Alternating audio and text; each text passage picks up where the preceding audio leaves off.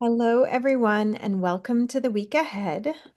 This week we have a Capricorn moon right now that's moving us towards our first eclipse. So we're moving, I just finished making two parts of an eclipse series. I think there's a third part. I'm pretty sure there is. But what I have right now, if you go to the YouTube channel, the last two videos are also on this cycle of eclipses that's happening. And really, there's so much of this energy in this particular time that feels like the calm before the storm. Like the the energy of the mutable planets. So the mutable signs are Virgo, Pisces, Sagittarius, and Gemini. And the planets that we have in those signs right now are Uranus and Gemini, which is Mercury just made a square to Uranus the other day. Mercury is the natural ruler of Gemini and Virgo. Then we have the Sun in Virgo, the South Node in Virgo.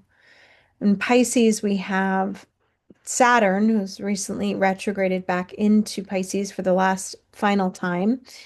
And this final period of Saturn in Pisces will culminate a 30-year cycle. And then we have the North Node in Pisces.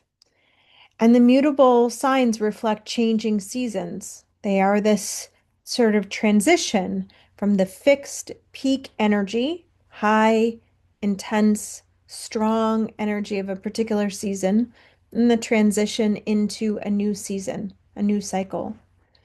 And I was talking in the video about, this particular time because this first eclipse is a full moon, right? Which Jeffrey Wolf Green talks about as the bridge to evolution.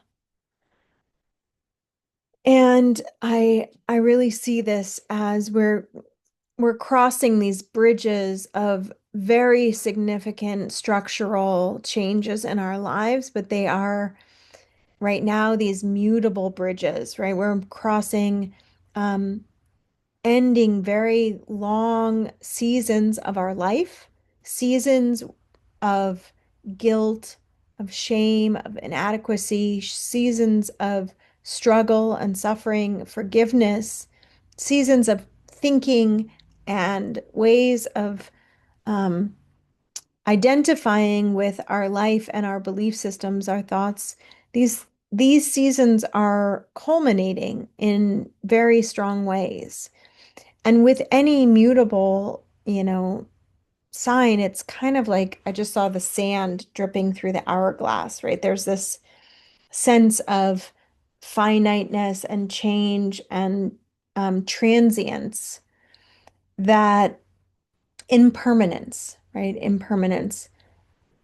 And that in many ways is a part of our daily experience, but very rarely seen as a part of our daily experience. Like we're not paying attention to the fact that our skin is sloughing off and it's being renewed, or that our hair is growing longer and longer. We're not paying attention to our nails growing out, right?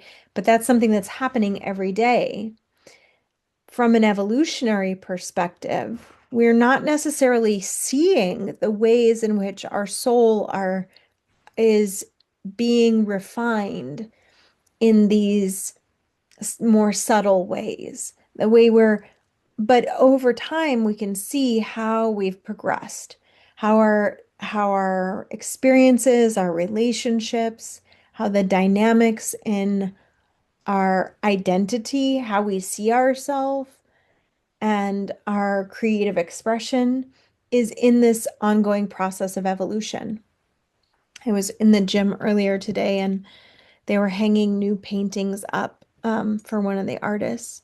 And it was like one of the first times where I thought, like, wow, I wonder if someday I'll have, paintings hanging. Like, I wonder if I'll have um, a body of work that is actually worthy of being hung and shown and seen by people, right? Which is an evolution from where I many years ago didn't even consider myself an artist or didn't think of myself in that way. I enjoyed painting. I thought maybe I'm creative, but I never saw myself as being someone who is a creative, who is, and then I look now at my life and I can see how every element of my life is underlying an act of creation, a desire to create, right? And from fertility and my love of children, my desire for a family and children, to painting, to self-expression, and in these ways, there can be elements of our soul in our own journey where we don't see ourselves as that yet, right? I think of Virgo as the apprentice, the student who's learning, who's apprenticing, who's right. And then, especially when it comes to creative self-actualization, when the soul has a very particular calling, often we don't see ourselves as that calling. And that can be just a missing of something that's deep inside or something that we've kind of buried or covered up. But it can also come from this like more worldly conditioning, right? We have the moon in Capricorn today opposing Jupiter, and then tomorrow it will go into Aquarius, and then later oppose Venus, and and when I was praying this morning, praying for someone who is really needing a change of job. But then when I started praying for them, I really felt like, oh, we have this conditioned belief that I am the work that I do. I know I used to do this. When I was a financial advisor, I really identified with being a financial advisor. Or when I was a banker, when I worked for the bank, I identified with being a banker. I almost didn't see myself and my work as being separate from from my own identity. And I think I even probably got caught in this trap when I became an astrologer at the beginning of like really seeing myself identified with the astrology and with who I am as an astrologer. But more and more, as I notice parts of my own self and my desires changing and my own creative expression changing, I've garnered this wider view of who I am, right? That isn't simply one thing or one aspect of my calling. And likewise, what I was beginning to talk about was the prayer over this person looking for a new job, right? But then seeing all the ways in which the work that he does with his life and all the different aspects of his own creative expression, actually, we're all part of the most true calling of his soul. And that the functional job or the 9 to 5 or the thing that we do to make money or to have resources, right? These are all different things and they can be meaningful and valuable and they can be part of our calling, but they are sums of parts, but not the whole, right? Not the whole of the soul and not the whole of how we were created, right? We were created by our creator to create. And that happens through who we are in the world, not what we do in the world, right? And that can be influenced by the groups and the social environments that we find ourselves in, what's socially acceptable, the timelines of the world, the structures, um, and the life cycle that we're in, right? I am in a life cycle where I have a lot of young children, and I was thinking today about when my son will be, in his 20s, and my infant boy will be the same age that my older son is, and how different my life will be then, um, as a person based on what the needs and desires and things that are really a part of who I am today. And when we're looking at eclipses, we're talking about these larger life cycles, even the changes that can be happening in these times, the sweeping changes, the big, um, movements of loss and grief and endings, as well as the larger movements of, expansion and changes, both changes to our identity, to our environment, to our social groups, to our preferences, to our desires, right? These things can all be changing in very deep and profound ways right now. And we're in this time too where Mars and Jupiter are perfecting their square to one another. Mars is in Venus's sign Libra, and Jupiter is in the moon sign Cancer. And these are cardinal signs. These are signs that are really reflecting the depth of our human experience in terms of family, relationships, the work that we do, like the communities that we are part of, and our identities in those communities, right? These things can be really affected and impacted. I recently saw that, I follow many of the leaders of the Free Birth Society and the Free Birth Movement. And one of the women in that, both of the co-founders of the Free Birth Society were pregnant, and one experienced a loss at the late stages of her pregnancy. And for me, this is one of those like ultimate griefs that is unimaginable, and she's also in this position of power where her social media, her presence, her example, her, you know, um, is seen by many. And one of the things I witnessed is like on the post where she was announcing the death of her newborn child who died stillborn, um, there were people criticizing her, and it was sort of unimaginable to me because of, the sacredness of grief. And she was saying things in her post about how she can't really know how she could do what she's doing, and that she needed to separate her identity and herself and her family from the larger context of her work in order to be able to protect the narrow passage of grief that she's walking through, right? To me, this is an example of these kinds of eclipses. Not to say that this is going to happen to everyone, or anyone in these ways, but I know for myself, when I was on the pilgrimage, my father was going in for surgery the very day that I began my walk, my solo walk. And I spent the entirety of that time from the moment he went into surgery to the moment he came out praying without end, praying and holding the spirit of prayer and with the grief and with the emotional content that grief elicits, right? About my own life. And it hasn't left me, right? It's still, I feel still very close to these prayers and these processes.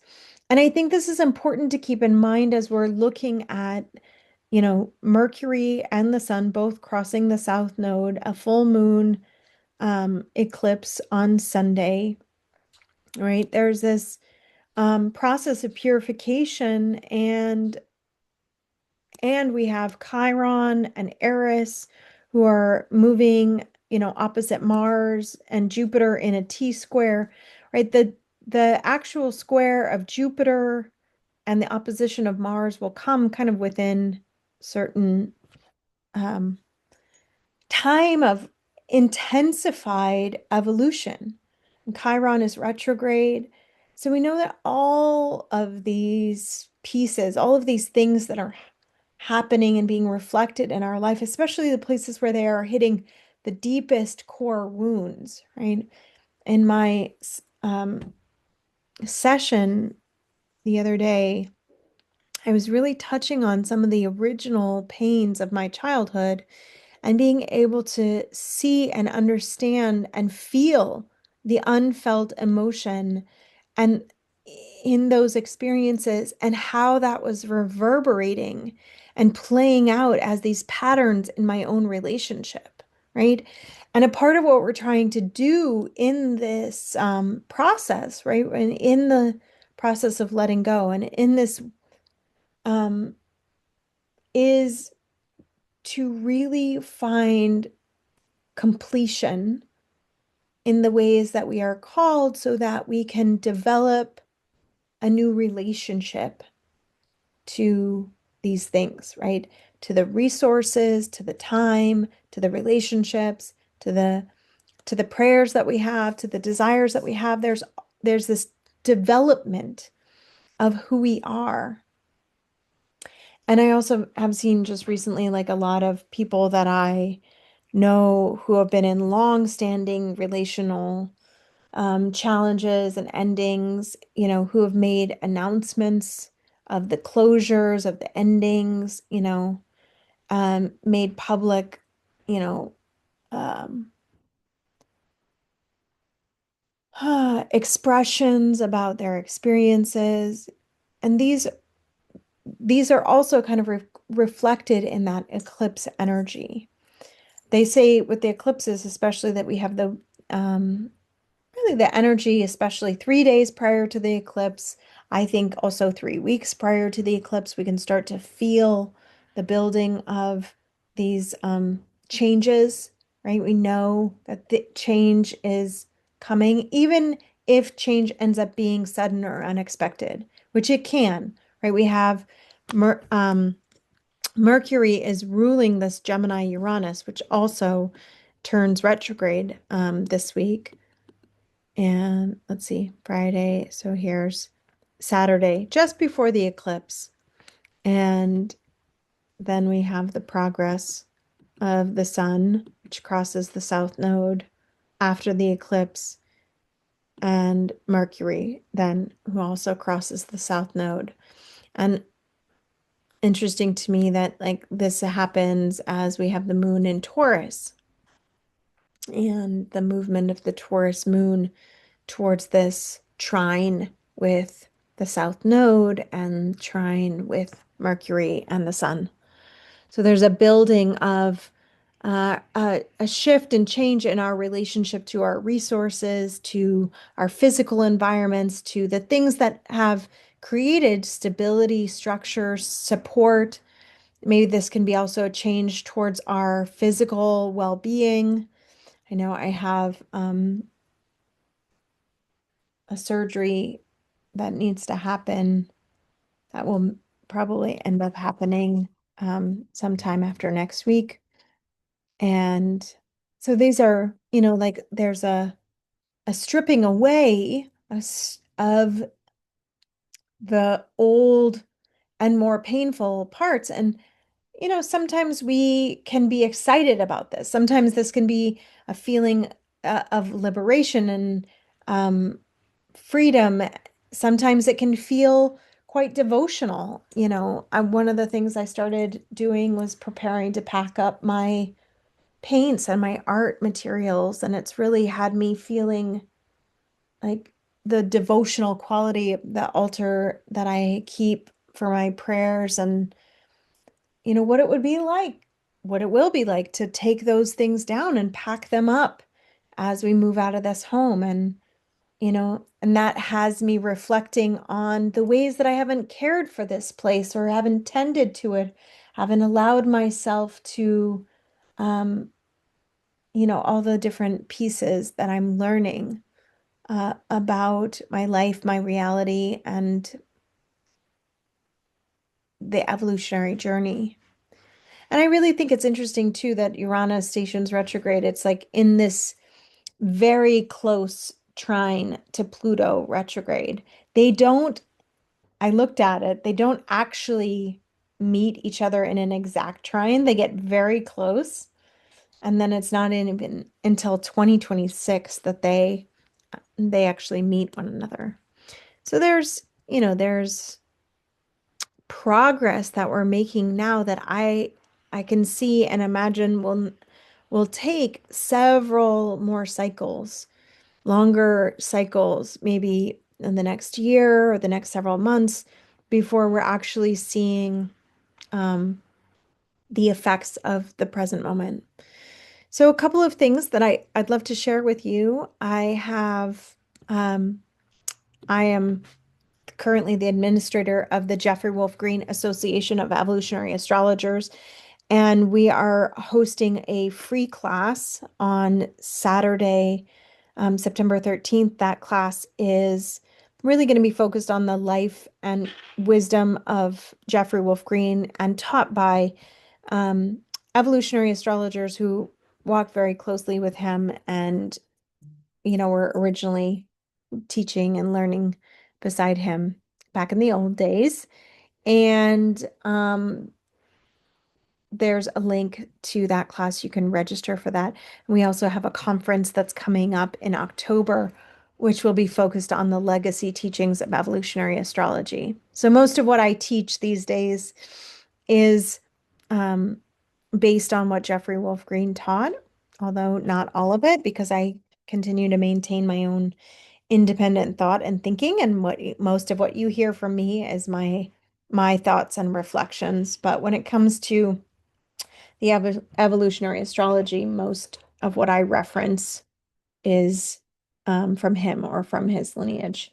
And so if you're interested in joining us for that, there'll be a link to that in the video below.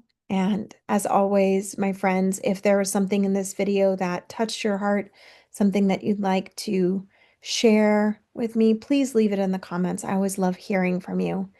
And I'll leave you with this prayer, that we be free of fear in this time, that we be filled with a faith and a trust in the profound unfolding of our life and how deeply the love that created us is guiding us towards the most true expression and calling of our soul. And may you feel supported in that and guided in all the ways that you can. All right, my friends, lots of love. Bye for now.